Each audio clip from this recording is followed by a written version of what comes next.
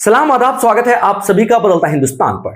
मधुबनी जिला के बिस्वी प्रखंड क्षेत्र अंतर्गत असौथू में बनने वाले अल्पसंख्यक आवासीय विद्यालय को लेकर स्थानीय विधायक हरिभूषण ठाकुर बचौल की प्रतिक्रिया फिर से सामने आई है। आपको बताते चले, लगभग 6 माह पूर्व अल्पसंख्यक आवासीय विद्यालय का निर्माण काम शुरू हुआ और उसको विधायक जी के द्वारा रुकवा दिया गया। यह हवाला दिया गया कि 1978 में वक्फ बोर्ड केस हार चुकी है। 1976 में CWJC नंबर 1783 के तहत 1976 में केस फाइल किया गया था, जिसका फैसला 1978 में आया और 1978 में वक्फ बोर्ड वो केस हार गई। तो आखिर 48 वर्षों के बाद वह जमीन पुनः वक्फ बोर्ड की कैसे हो गई, ऐसा स्थानीय विधायक ने सवाल भी किया है और प्रतिक्रिया भी दी है। उन्होंने ये साफ साफ कहा है कि वह जमीन किसानों की थी और किसानों की ही रहेगी।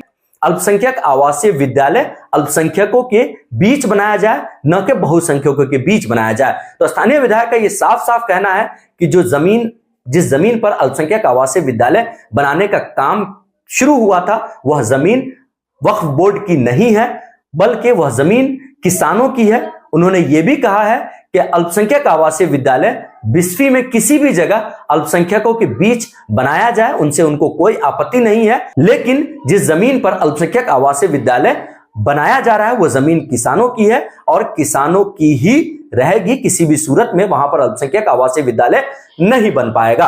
अल्पसंख्यक आवासीय विद्यालय की भूमि पर विवाद के बीच विशेष सचिव राजस्व एवं भूमि सुधार महफूज आलम अपनी टीम के साथ, 3 लोगों की टीम के साथ भूमि पर पहुंचे 2 दिन पहले। उन्होंने अलग अलग पक्ष से बात किया। हाल की बात तो यह है कि क्या पहले प्रशासनिक विभाग ने उस जमीन की सही से जांच पड़ताल नहीं की? आखिर कहां कमी रह गई, क्यों कमी रह गई, यह भी एक जांच का विषय है। लेकिन अब प्रशासनिक जांच उस पर शुरू हो गई है। विधायक जी का साफ साफ कहना है कि वो जमीन पर्चाधारियों की है, किसानों की है और किसानों की ही रहेगी। उन्होंने ये साफ साफ कहा कि अगर अल्पसंख्यक आवासीय विद्यालय बनाना है तो आप बिस्वी के किसी भी दूसरी जगह पर जहां पर अल्पसंख्यक की आबादी है उसके बीच बनाए, न कि बहुसंख्यकों के बीच बनाए।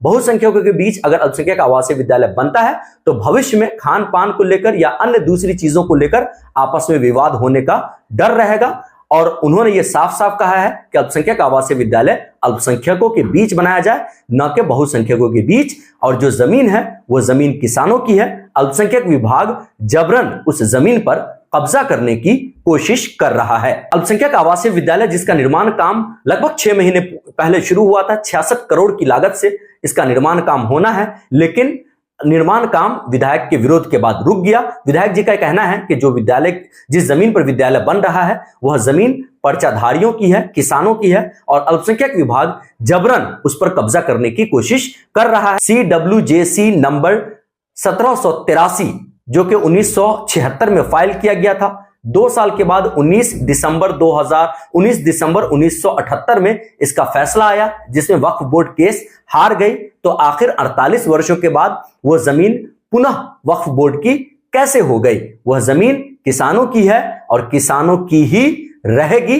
अल्पसंख्यक आवासीय विद्यालय अल्पसंख्यकों के बीच बनना चाहिए, न कि बहुसंख्यकों के बीच बनना चाहिए। क्या है इस खबर पर आपकी प्रतिक्रिया? आप हमें कमेंट बॉक्स में जरूर बताएं। फिलहाल के लिए बस इतना ही। तमाम अपडेटेड खबरों के लिए देखते रहें बदलता हिंदुस्तान।